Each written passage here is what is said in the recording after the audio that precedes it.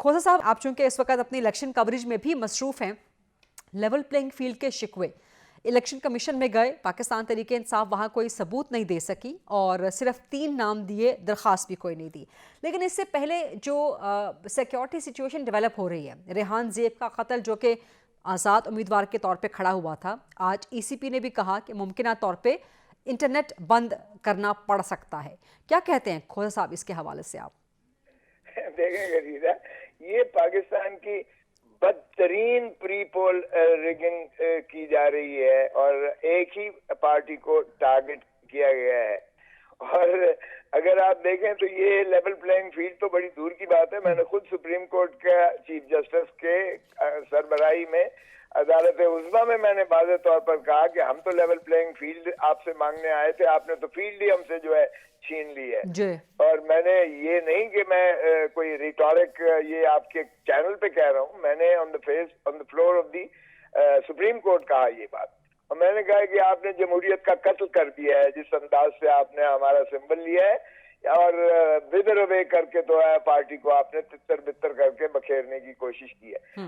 पूरी कोशिश की गई, यकीन कीजिएगा, इनकी जानिब से कि हम बाइकआउट करें इलेक्शंस का, लेकिन खान हार्ट थ्रॉब है लोगों का, इस वक्त दिलों की धड़कन है। ये जितना जुल्म करते हैं उतना ही खान की पॉपुलैरिटी बढ़ती है और रिपल्शन हो रही है इन ऑपोजिशन की जमातों के, जो केयर टेकर नहीं, चेयर टेकर नहीं, बल्कि तसलसल है PDM हुकूमत का। तो आप यकीन करें कि लावा जो है ना वो ऐसा उबल रहा है कि 8 तारीख को फट के सामने आएगा वोट की शक्ल में। और काश इलेक्शन कमीशन में जो लीगल टीम गई है उसमें आप शामिल होते या उस टीम की सरबराही आप कर रहे होते, ताकि जो वजाहत आपने की है, जो सबूत आपके पास हैं, कम से कम आप वहां पे दे सकते लेवल प्लेइंग फील्ड के। गरीदा, एक बात तो ये है कि माजरत के साथ, बहुत माजरत के साथ, आपके सारे चैनल जो है वन साइडेड चला रहे हैं, जो उनको शायद स्क्रिप्टेड दिया गया है कि आपने ये इंडोक्ट्रिनेट करना। किस बारे में? माजरत के साथ, माजरत के साथ। किस बारे में? आप ये कहते हैं कि हमारी नालायकी की वजह से सजाएं हुई, हमारी नालायकी की वजह से जो है इलेक्शन जो है वो कलअदम करार दिए गए, हम सबूत नहीं दे सके, हम शवाहिद, ये सारा रिटोरिक मैं सुन रहा हूँ। अच्छा। माफ कीजिएगा, आप पाकिस्तान के सारे सबसे बड़े अगर मुखला को भी खड़ा कर देते हैं ना, तो ये स्क्रिप्टेड लंदन प्लान का जो है इम्प्लीमेंटेशन हो रही है, यही कुछ होना था।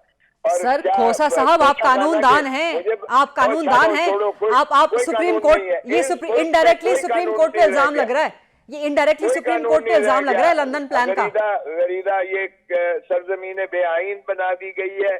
हमने इसलिए, मैंने सुप्रीम कोर्ट में कहा कि जनाब आपसे इंसाफ की कोई तवक्को नहीं है, हम 25 करोड़ अवाम की अदालत में इंसाफ लेने जा रहे हैं, जो अल्टीमेट सॉवरेन है। सर ये आप इनडायरेक्टली सुप्रीम कोर्ट पे लंदन प्लान का इल्जाम लगा रहे हैं। तो मैं कब कह रहा हूँ कि मैं नहीं लगा रहा?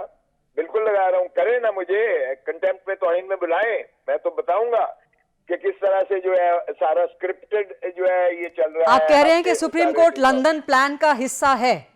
मैंने ये नहीं कहा, लेकिन लंदन प्लान ही पर अमल हो रहा है जो कुछ हो रहा है। इमरान खान को अंदर करो, लंदन प्लान था। इमरान खान की पार्टी को जो है ये तितर बितर करो, ये लंदन प्लान था। जिले सुबहानी को ताज पोशी के लिए 4सी मर्तबा लाओ, ये लंदन प्लान का हिस्सा था। लेकिन एक बात ध्यान में रखें, ये अवाम पाकिस्तान की जो है ये 8 फरवरी को आपका वो वर्डिक्ट दे दी कि नवाज शरीफ वापस 8 बजे जाते हुए आपको नजर आएंगे और ये पुकारते जाएंगे, मुझे क्यों बुलाया, मुझे क्यों बुलाया। कल बिलावल भुट्टो ने कहा एक जलसे में कि पाकिस्तान तरीके इंसाफ में पीपल्स पार्टी के प्लांटेड लोग हैं, हमने भेजे हुए हैं। सर किसकी तरफ इशारा है ये उन्हीं से पूछे। मैं कभी बीबी के बेटे के खिलाफ बात नहीं करूंगा, बिल्कुल नहीं करूंगा, वो जो मर्जी कहते रहे। तो इसलिए ये उन्हीं से पूछें कि वो किसकी तरफ कह रहे हैं। बाकी आप हंस रहे हैं खोसा साहब, आप हंस रहे हैं। हंस तो मैं इसलिए रहा हूँ कि उनके बचपने पर और भोलापन पर मुझे हैरत हो रही है। मेरा किरदार सारी कौम, सारे मुल्क, सारी दुनिया के सामने है। मैंने कोई सब्ज बाग देखकर मैंने ये पार्टी ज्वाइन नहीं की है। यानी कि कम से कम खोसा साहब पीपल्स पार्टी के प्लांटेड नहीं है PTI में।